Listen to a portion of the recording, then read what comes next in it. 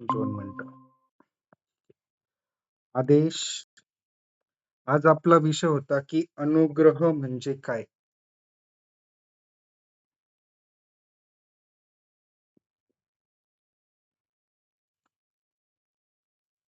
तर पहिला रिप्लाय आला होता की सद्गुरू आपल्या शिष्यांना जेव्हा दीक्षा देतात त्यांना गुरुमंत्र देतात त्याला अनुग्रह किंवा दीक्षा देणे म्हणतात. शिवकी भक्ती कोण आहे माहित नाही. सौभाग्यवती पूनम विभूते. अनुग्रह म्हणजे सद्गुरूंची कृपा.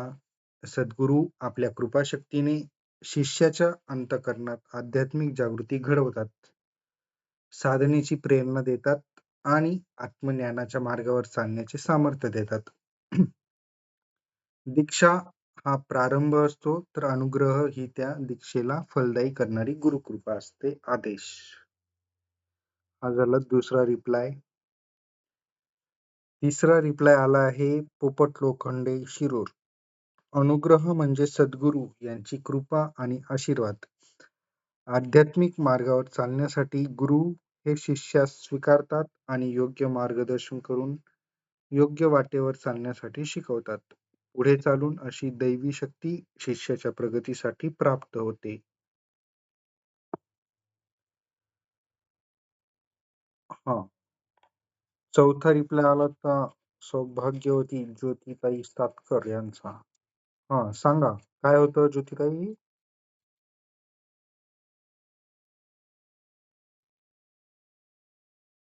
ज्योतिबाई. हो दादा सांगते. हा, वाचा.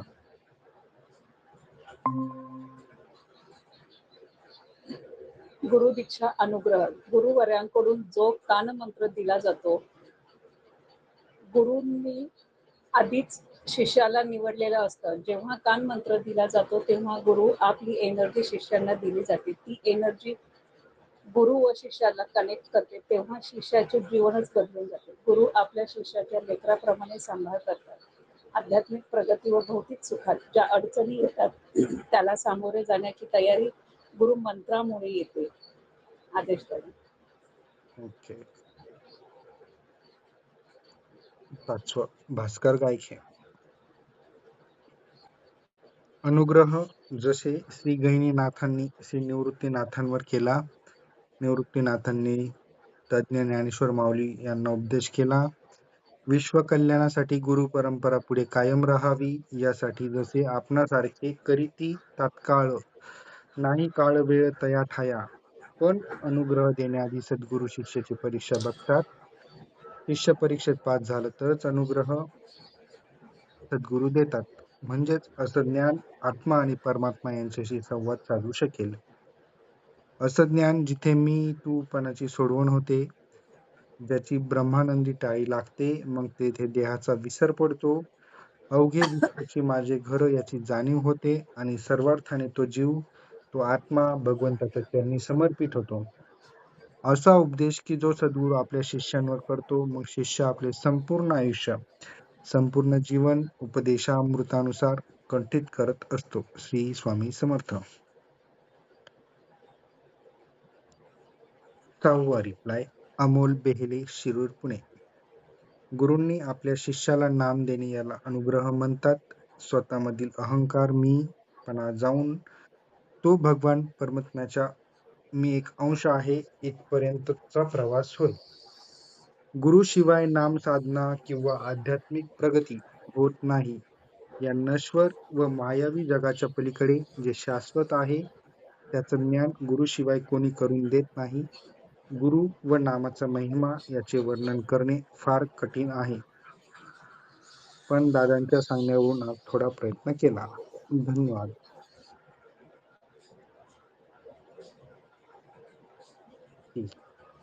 अशा पद्धतीने 5 ते 6 रिप्लाय आपल्याला आलेले होते. तर अनुग्रह याच्यातला दुसरा शब्द आपण पहिल्यांदा बघू, ग्रह. जर वही पेन तुमच्याकडे असेल तर सोबत राहू द्या नोट काढायला.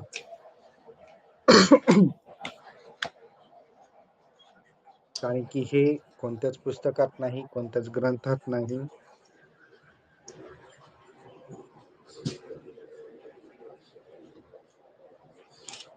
हे मला गुरुकृपेने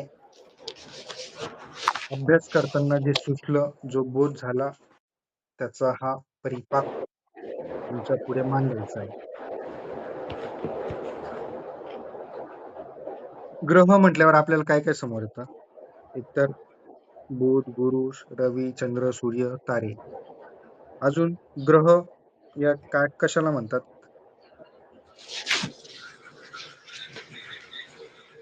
गैरसमज. समज, गैरसमज, ग्रह. अजून ग्रहण करणं म्हणजेच ग्रह. ओके, ग्रहण करणं. अजून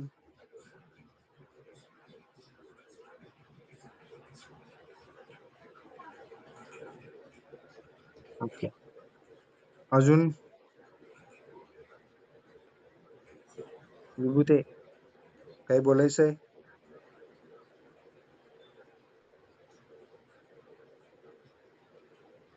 भावनाताई, तुम्हाला काय वाटतं?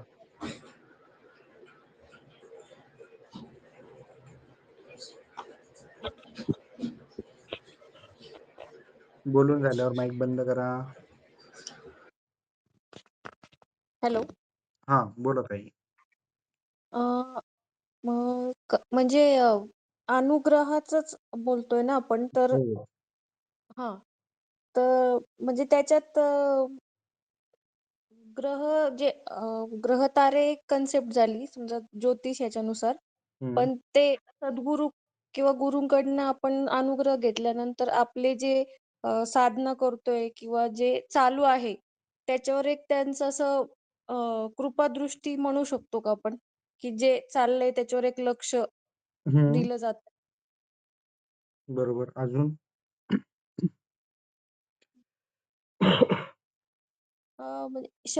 म्हणजे त्याकडनंच आपल्याला एक प्रेरणा मिळते किंवा त्या दृष्टीने आपण जातोय असं वाटतंय मला.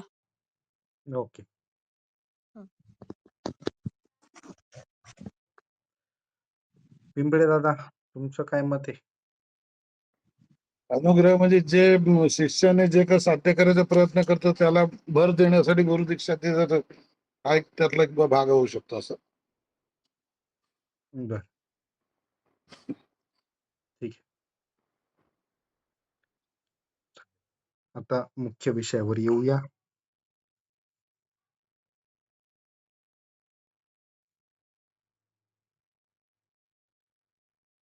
अनुग्रह, दीक्षा,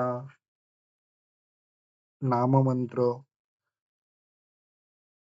असं विविध नावांनी आपण संबोधित करत असतो ज्यावेळेस गुरु शिष्याला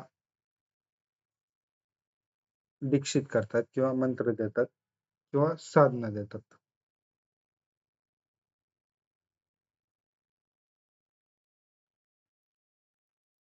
अनुग्रह या शब्दामध्ये हा मूळचा मराठी शब्द, आपल्या मराठी भाषेची गोडी ही खूप आहे. म्हणजे जे प्रत्येक वेळेस ज्ञाननाद सांगत असतात की मराठी सारखी भाषा नाही, इतकी मायाळू, कनवाळू, की तिच्या शब्दांमध्ये इतका गोडवा आहे की त्याचा अर्थ जर आपण समजून घेतला तर आपण अजून त्या भाषेच्या, आपल्या मराठीच्या प्रेमात पडत असतो. इतका गोडवा आपल्या या मराठीमध्ये आहे.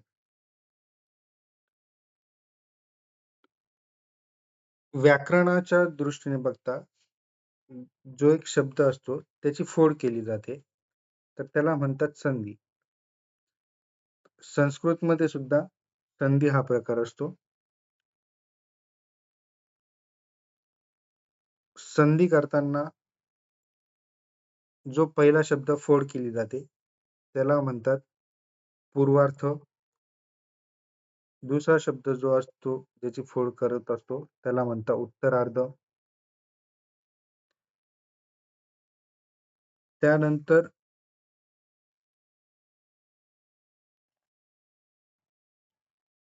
त्या दोन शब्दांचा मिळून एक शब्द ज्यावेळेस तयार होतो त्याला म्हणतात संधान, आणि पूर्ण शब्द जो तयार होतो त्याला म्हणतात संधी. तर अनुग्रह या शब्दाचा जर आपण विचार केला तर पहिल्यांदी मराठी आणि संस्कृत हे जास्त काही वेगळं नाहीये. तर अनु हा एक शब्द घेतला तर हा झाला पूर्वार्ध. ग्रह हा शब्द फोड केला प्लस तर तो झाला उत्तरार्ध. दोघांना एकत्र केलं तर त्याला संधान म्हणतात. त्यात दोन शब्द एकत्र जोडले, संधान, जोडणं, आणि त्या जोडलेल्या शब्दातून एक नवीन अर्थबोध तयार होणं त्याला म्हणतात संधी. हा एक व्याकरणाचा प्रकार आहे. तर आपण थोडस उलट जाऊया. पण नेहमी सरळच चालत असतो, थोडस आज आपण वाकडी वाट पकडूया. तर ग्रह, ग्रह म्हणजे काय की विज्ञानाच्या दृष्टीने आपण बघू की ज्यांच्यामुळे ग्रहण लागते, ते ब्रह्मांडातील गुरुत्वाकर्षणाने एकमेकांना बांधले गेलेले जे ग्रह असतात, किंवा जेव्हा दोन ग्रहांच्या मध्ये सूर्य किंवा चंद्र हे ग्रह येतात तेव्हा आपण ग्रहण लागले असे म्हणतो. तर ग्रहण लागले म्हणजे काय होतं नेमकं, तर त्या ग्रहाचा तेवढा भाग प्रभावित होतो आणि तो आच्छादला जातो, म्हणजे झाकला जातो. तर झाकल्या गेल्यावर काय होतं की तिथे अंधार दिसतो, तो भाग डार्क दिसतो. राहू केतू या दोन ग्रहांमुळे ग्रहण घडत असतात. तर थोडक्यात ते काय करतात, ग्रहण करणे म्हणजे आपण अन्न ग्रहण करतो, ग्रहण करतो म्हणजे स्वीकारतो, खातो. तर त्या दृष्टीने विज्ञानामध्ये ग्रहण हा शब्द उल्लेखला आहे. तर जे ग्रहांना ग्रहण लागतं त्यांना ग्रह म्हणतात. हा ज्योतिषीय भाग झाला.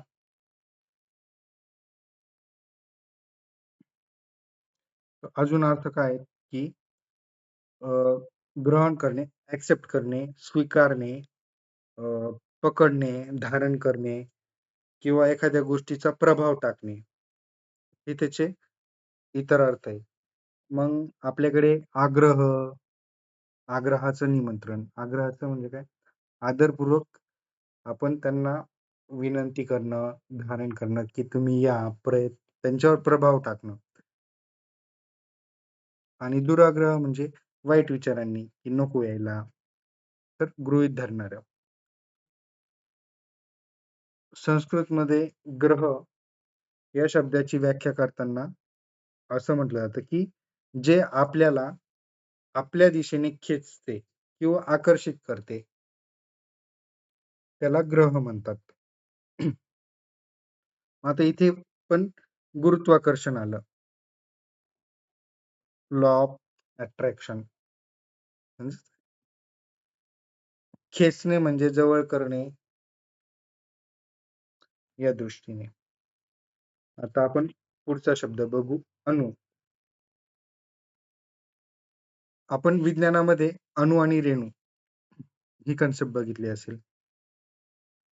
तर प्रोटॉन, न्यूट्रॉन, इलेक्ट्रॉन यांना आपण अणु, किंवा सूक्ष्मातील सूक्ष्म कण, डॉट, डॉट पेक्षाही सूक्ष्म एखादा असेल तर त्याला अणु म्हणतात.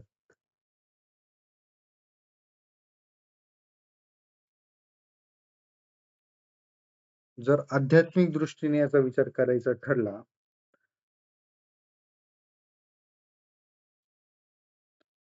आपण ज्यावेळेस जीवन जगत असतो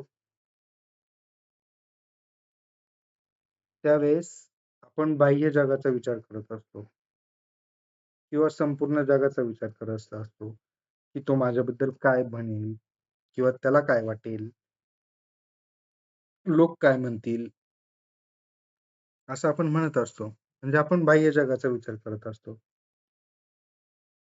तर त्याला म्हणतात समष्टी विचार. आणि ज्यावेळेस आपण सूक्ष्म लेवलवर जातो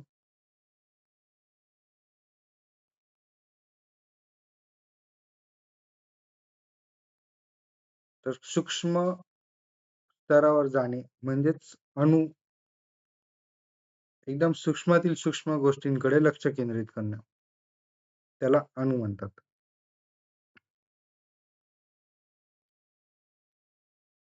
बाह्य जगाचा परिणाम सोडून अंतर्मनातील किंवा अंतरात्म्यातील जो सर्वात सूक्ष्मातील सूक्ष्म असा घटक आहे, ज्याला आपण आत्मा म्हणतो, जो मनात खूप खोलवर आहे, तिथपर्यंत लवकर सहसा पोहोचता येत नाही आत्म्याच्या प्रवासापर्यंत. तर त्या प्रवासापर्यंत पोहोचवणारा किंवा तिथपर्यंत घेऊन जाणारा जो कोणी असतो त्याला गुरु म्हणतात. आता इथे अणु याचा अजून एक अर्थ होतो की अनुसरण करणारा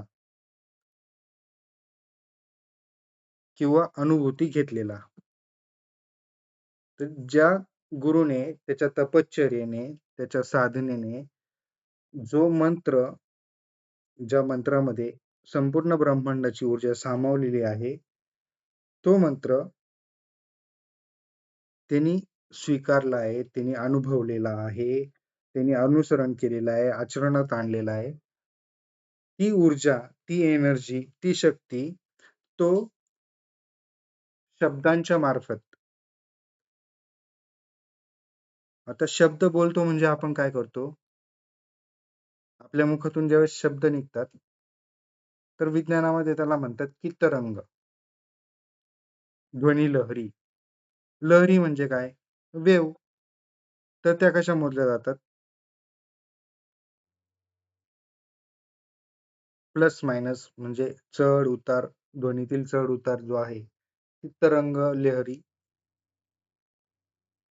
हे पण अणुमध्येच मोजलं जातं, इलेक्ट्रॉन, प्रोटॉन, न्यूट्रॉन, समथिंग जे काय असेल वैज्ञानिक दृष्टिकोनातून ते.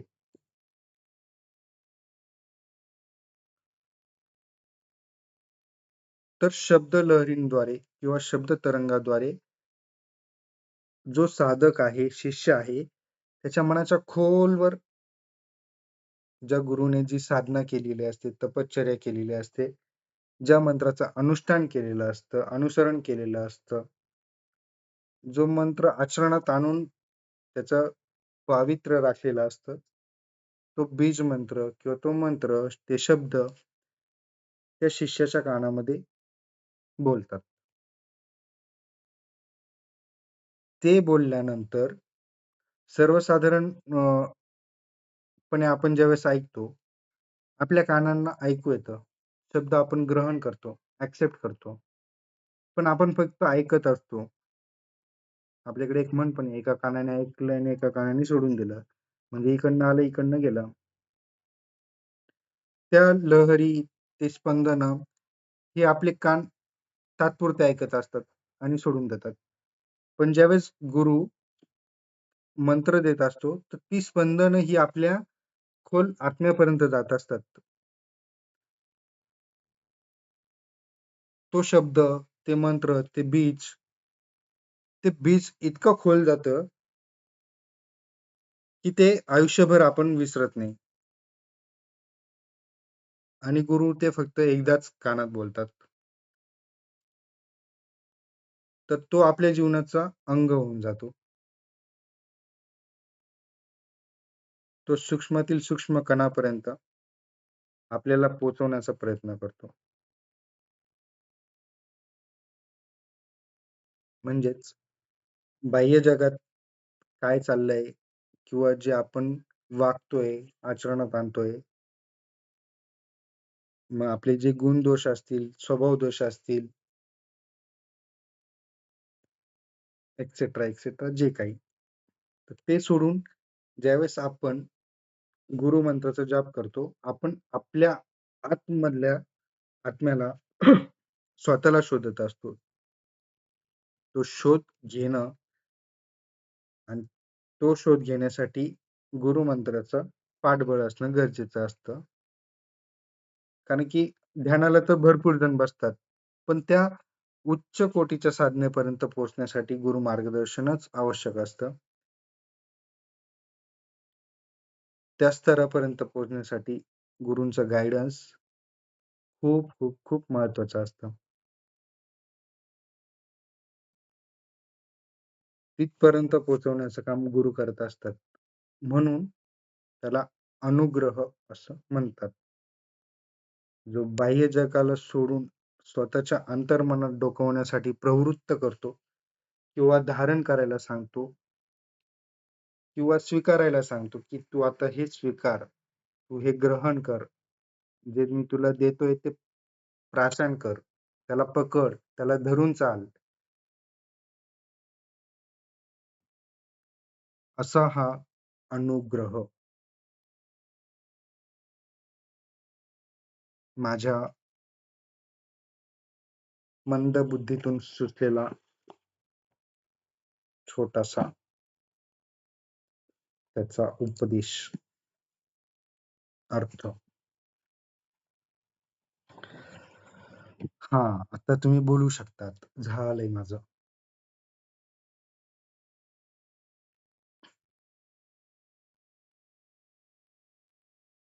हॅलो, अरे ऐकतायत का? झोपले? नाही दादा ऐकतोय. सगळं आहे. कोण झोपलेच नाही. समजलं की डोक्याच्या वरतून गेलं? डोक्याच्या आज वरून खाली ऐकलं, उद्या आल्या. सविस्तर द्या. आज म्हटलं ऐकलं, उद्या सविस्तर लिखित द्या, असं म्हणजे बरं वाटेल अजून. नाही लिहायला वेळ नाही तेवढा. काय भरपूर लिहितात तुमचं खूप चांगलं आहे तिथे. हा, पण हे ऐकण्यासाठी फक्त 3च तुम्ही जण उत्सुक होतात, 3-4 जण. बाकीच्यांना आवश्यकता नव्हती. त्यांनी प्रयत्न केला सांगण्याचा.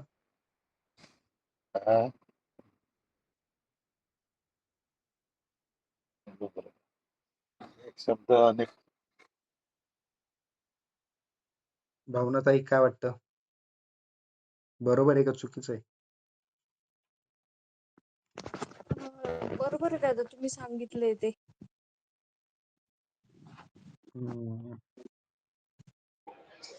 दादा मला थोडस बोलायचंय. विषयाला अनुसरून असेल तरच, कारण की हो रेकॉर्डिंग दादा, चालू आहे. नाही विषयाला अनुसरूनच आहे. म्हणजे तुम्ही आता इतकं समजवलंय अनुग्रहाचा अर्थ की तुम्ही कान मंत्र देताना अगदी खरंच ते म्हणजे अगदी नसात तो मंत्र स्थिर झालेला आहे. म्हणजे आत्ताही मी डोळे बंद केले तुम्ही सांगताय तर तो माझ्या कानामध्ये अगदी माझं पूर्ण आपण म्हणतो ना की स्थिरता, असं तो मंत्रच फक्त माझ्या कानामध्ये घुंगत होता आताही या क्षणाला. हम्म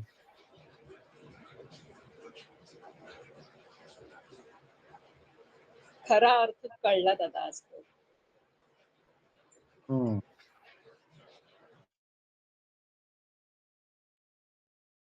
ठीक आहे. धन्यवाद, तुम्ही सर्वजण आलात, वेळात वेळ काढून माझं लेक्चर ऐकलं, माझी बडबड ऐकली, त्याबद्दल खूप खूप खूप धन्यवाद. एवढं मोठं भारी ज्ञान कसं बडबड म्हणावं. कधी ना ऐकलेलं सगळं सविस्तर मिळालं ऐकायला. खूप खूप आभारी आहे आपलं. आदेश. खूप छान दादा, आज मनापासून धन्यवाद तुमचं की मी असं म्हणेल मी तर खरंच भाग्यवान आहे की अगदी 2 मिनिटाच्या अंतरावर मी मोबाईल बघितला आणि पटकन जॉईन झाली. खूप आदेश. छान दादा, म्हणजे आत्ताही माझ्या मनामध्ये ते सतत घुमते की तुम्ही जे काही सांगितलंय लिहायचा बऱ्यापैकी प्रयत्न केलाय. ठीक आहे.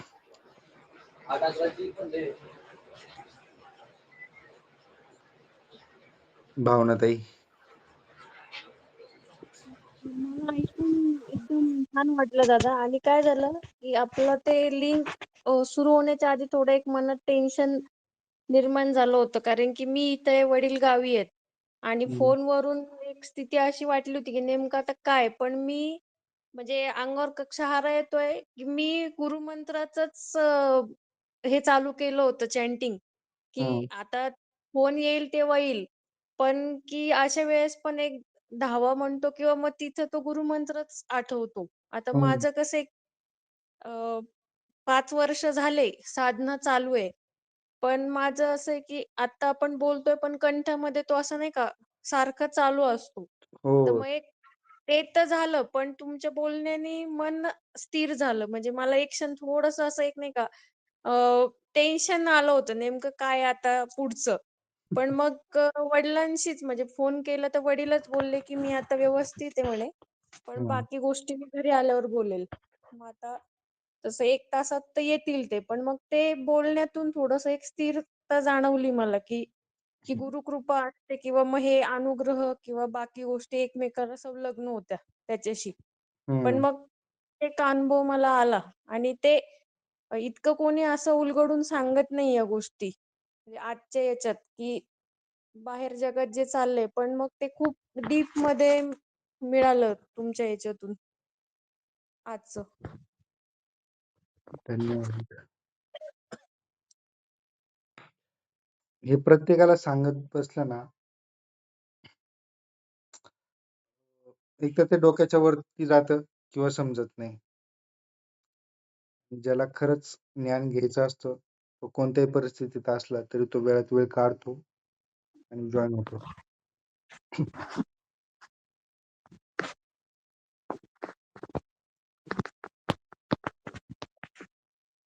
तुम्ही पण वडील आजारी असतानाही एवढ्या कन्फ्युजन कंडिशनमध्ये सुद्धा तुम्ही थांबले इथे.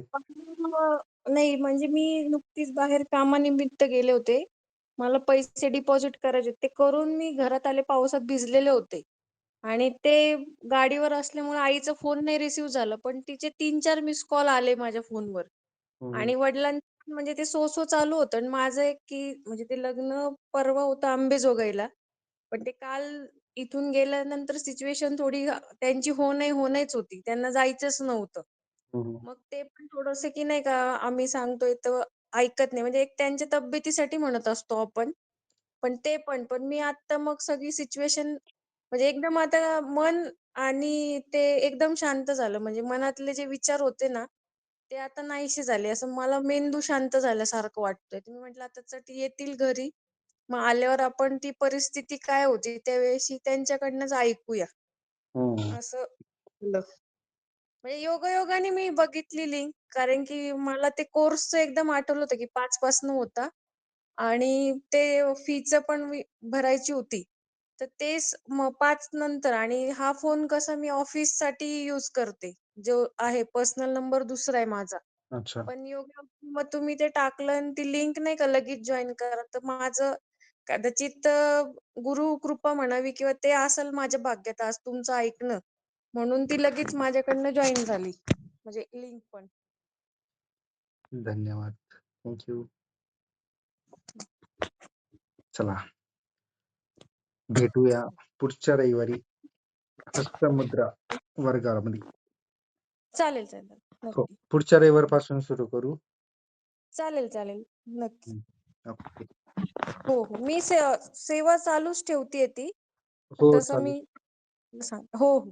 चालेल.